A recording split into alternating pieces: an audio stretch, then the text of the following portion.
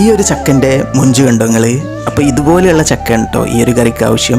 Chicken കറി അങ്ങോട്ട് മാറി നിൽക്കും ഈ ഒരു ചക്കക്കറി. അപ്പോൾ അതിനായിട്ട് വെളിച്ചെണ്ണയിൽ പട്ട, ഗ്രാമ്പു, ഏലക്ക, പെരിഞ്ചീരകം ഓരോന്ന് മതി കേട്ടോ. ഇനി കുറച്ച് തേങ്ങയും കുറച്ച് കൂടുതൽ വെളുത്തുള്ളി, ചെറിയുള്ളി ഇതുപോലെ ഒന്ന് വറുത്തെടുക്കുക കേട്ടോ. ആ ഒരു സമയത്ത് ഉമ്മച്ചിവിടെ ഇടിച്ചക്ക ഇതുപോലെ മുറിച്ചെടുത്തിട്ടുണ്ട്. കുറച്ച് ഉരുളക്കിഴങ്ങ്, ഒരു ചെറിയൊരു ഉരുളക്കിഴങ്ങ് നല്ലൊരു കട്ടി കിട്ടാനായിട്ടാണ്. സവാള, തക്കാളി, പച്ചമുളക്, മല്ലിപ്പൊടി, മഞ്ഞൾപ്പൊടി, എരിവുള്ള മുളക് പൊടി ഇതാണ് കേട്ടോ ആവശ്യം. ആവശ്യത്തിനുള്ള ഉപ്പും കൂടി ഇട്ട് കൊടുത്തിട്ട് കുറച്ച് നല്ല വെള്ളം കൂടി ഒഴിച്ച് കൊടുത്തിട്ട് വേവിക്കാൻ വെക്കുക. ഈ ഒരു സമയത്ത് ഈ ഒരു പരുവത്തിലാണ് നമ്മളെ തേങ്ങ.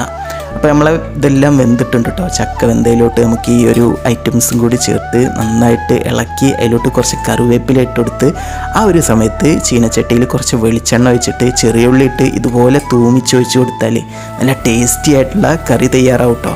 നല്ല ടേസ്റ്റാണ് കേട്ടോ. ചിക്കൻ കറി അങ്ങോട്ട് മാറി നിൽക്കും.